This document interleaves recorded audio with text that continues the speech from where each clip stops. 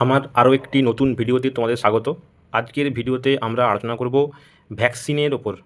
Vaccine থেকে পরীক্ষায় প্রায় যে কোনো কম্পিটিটিভ পরীক্ষা, বিশেষ করে ফার্মা কম্পিটিটিভ পরীক্ষাতে প্রায় একটা বা দুটো কোশ্চেন থাকেই।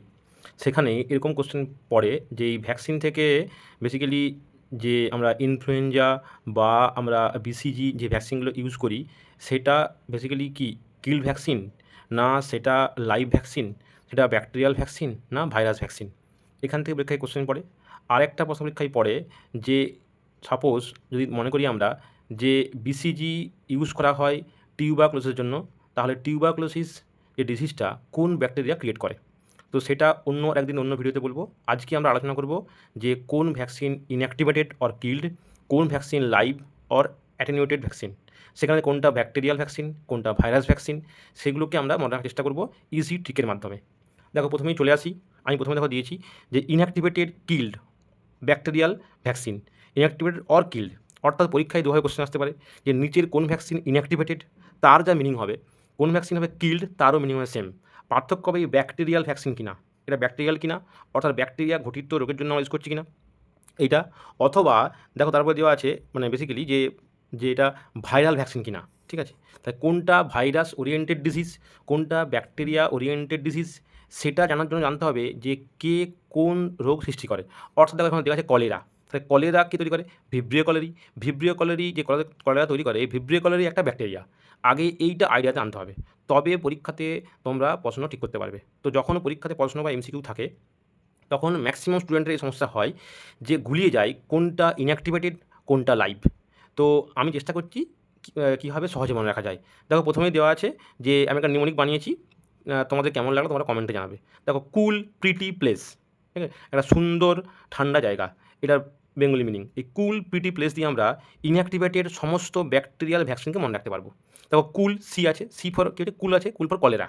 অর্থাৎ কলেরা ভ্যাকসিনটা হচ্ছে inactivated or killed bacterial vaccine, কারণ কলেরা কে ক্রিয়েট করে না ভিব্রিও কলেরি নামক ব্যাকটেরিয়া ক্রিয়েট করে। নেক্সট প্রিটি, প্রিটি কথাটা এসছে এখানে বেসিক্যালি পার্টুসিস থেকে। দেখো পার্টুসিস পিআরটি আছে, সেখান থেকে আমি বানিয়েছি এ প্রিটি ফর পার্টুসিস। এই পার্টুসিস বেসিক্যালি কী করে না, এটাই অপর নাম হচ্ছে হুপিং কাপ বলে। তো এটাকে কী বলা হয় না বর্ডেটাল্লা পার্টুস একটা ব্যাকটেরিয়া আছে যেটা ক্রিয়েট করে। তাহলে এই যে কলেরার ক্ষেত্রে ভিব্রিও কলেরি, পার্টুসের জন্য হচ্ছে তোমার বর্ডেটাল্লা পার্টুসিস, প্লেগের জন্য আমরা যে তোমার হচ্ছে ব্যাকটেরিয়া কাজ করে। তো এইগুলো মনে রাখলেই তবে আমি পরীক্ষার সময় ঠিক করতে পারবো। তাহলে প্রিটি পার্টুসিস হয়ে গেল, প্লেস আছে প্লেস ফর প্লেগ, তাহলে কুল pretty place, cholera pertussis plague. তাহলে এই তিনটে ভ্যাকসিন হচ্ছে ব্যাকটেরিয়াল কিল্ড ভ্যাকসিন। ঠিক আছে, পরের প্রশ্ন আমরা চলে যাই কী আছে। দেখো লাইভ অ্যাটেনিউটেড ব্যাকটেরিয়াল ভ্যাকসিন, তাহলে এটা হলো আগেটা হলো ইনঅ্যাক্টিভেটেড, পরেরটা লাইভ। ঠিক আছে, এই লাইভ কেন সময় পরীক্ষায় কোশ্চেন পড়ে লাইভ না দিয়ে কোশ্চেন দেয় অ্যাটেনিউটেড, দুটোর মিনিং হচ্ছে একই। ঠিক আছে, তো দেখো এখানে বেসিক্যালি তিনটে ভ্যাকসিন আছে।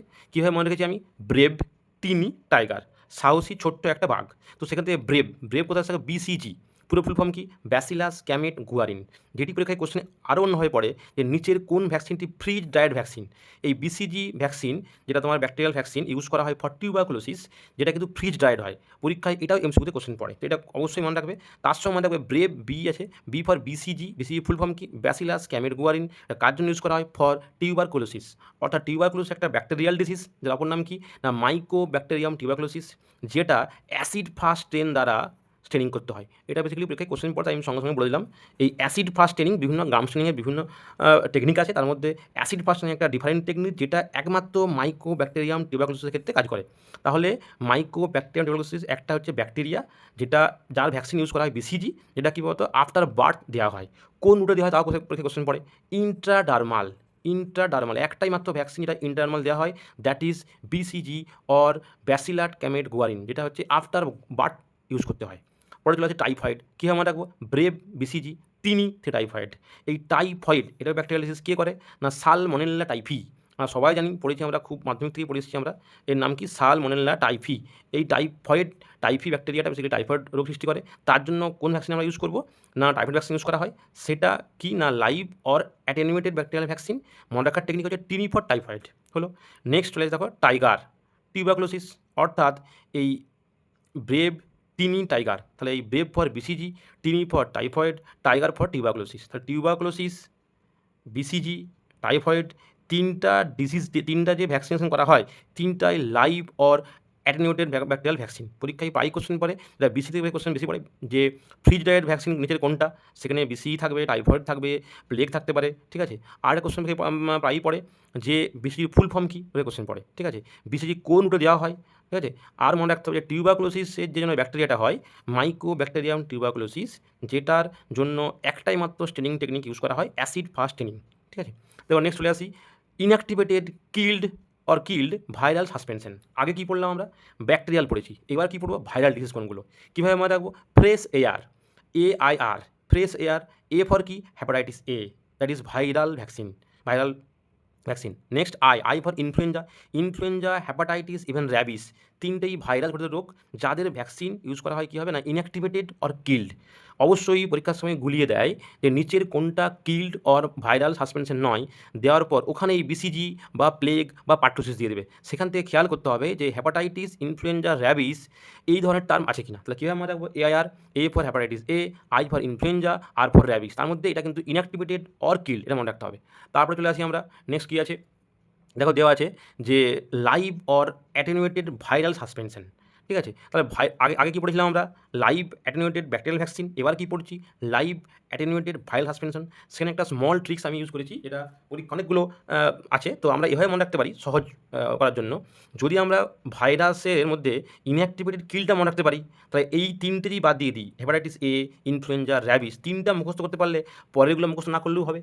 তাহলে এইগুলো বাদ দিলে সবগুলোই বাকি সব হচ্ছে ভাইরাসের মধ্যে পড়বে, লাইভ ভাইরাসের মধ্যে পড়বে। সেই জন্যই আমি কী করবো না, এভাবে মনে রাখতে পারি যে live or attenuated viral suspension, small monkey play yellow round ring very madly.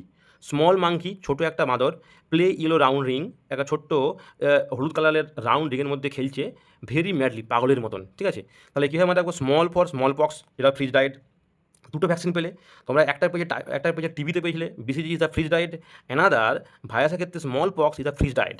এটা খুব ইম্পর্টেন্ট, এটা ইম্পর্টেন্ট ফর ভাইরাস, এটা ইম্পর্টেন্ট ফর হচ্ছে ব্যাকটেরিয়া।